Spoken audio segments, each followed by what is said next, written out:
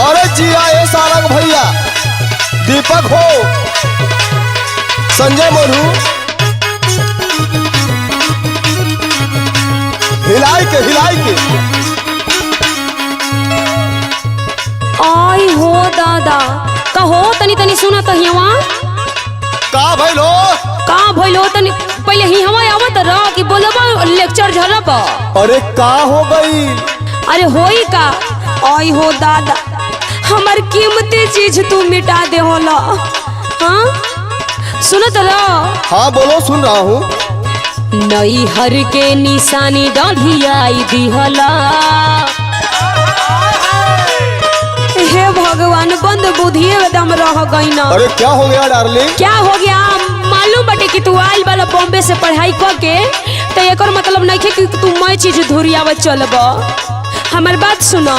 बोलो। नई हर के निशानी डाढ़ियाई दिहला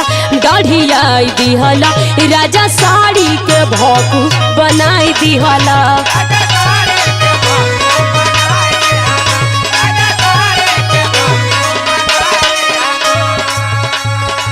अरे मेरी जान, क्या?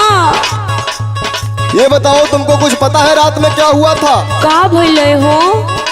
अगर नहीं मैं ऐसा करता ना, हाँ तो क्या होता?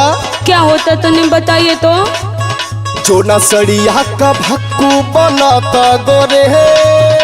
अच्छा समझ रहे हो ना मेरी बात को? हाँ हाँ तनी तनी समझा तनी। जो ना सड़िया का भक्कू बनाता गोरी, ना बनाता गोरी, तो बोलो भूसवारी कैसे धोवाता गोरी।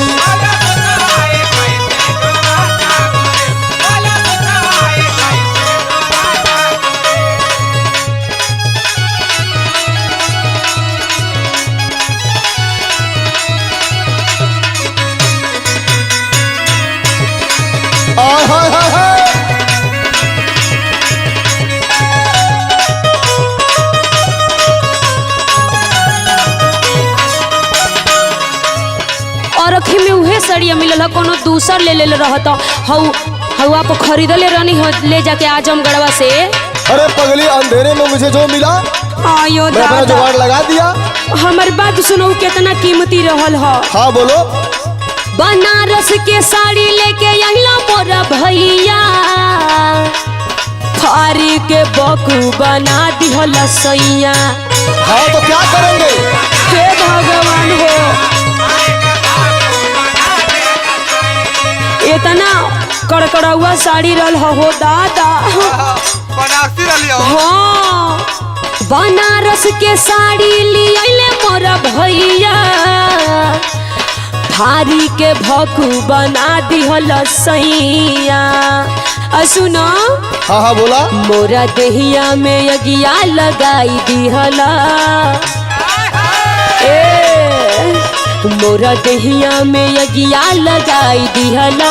हाँ लगाई दिहला, राजा साड़ी के भौकू बनाई दिहला।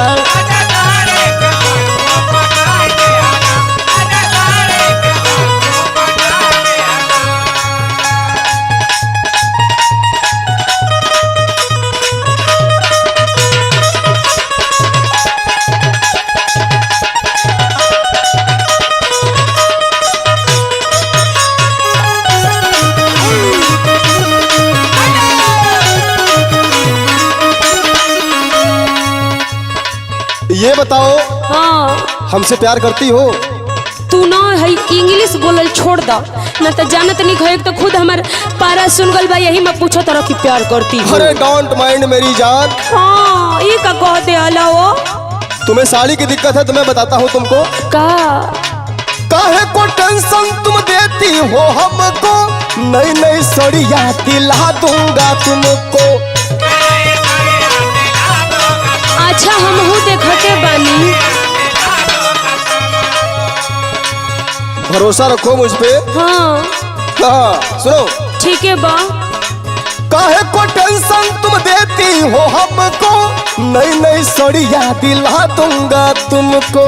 अच्छा और मेरी बात सुने धराओ। का आई हमरे के बाहे मत पकड़ल करी, एक तो खुद खून से भरल बा।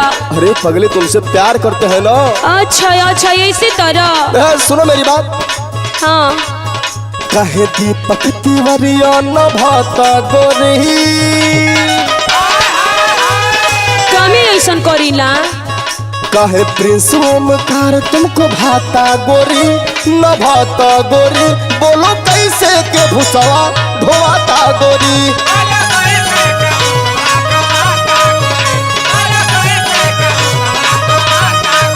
राजा साड़ी का भगू बनाई दिहला, बोलो कैसे के भुसवा धोवाता गोरी। ए राजा साड़ी के भगू बनाई दिहला, बोलो कैसे के भुसवा धोवाता गोरी। ओ राजा साड़ी के भगू बनाई दिहला। हम नए साड़ी। अरे मत रो बाबू।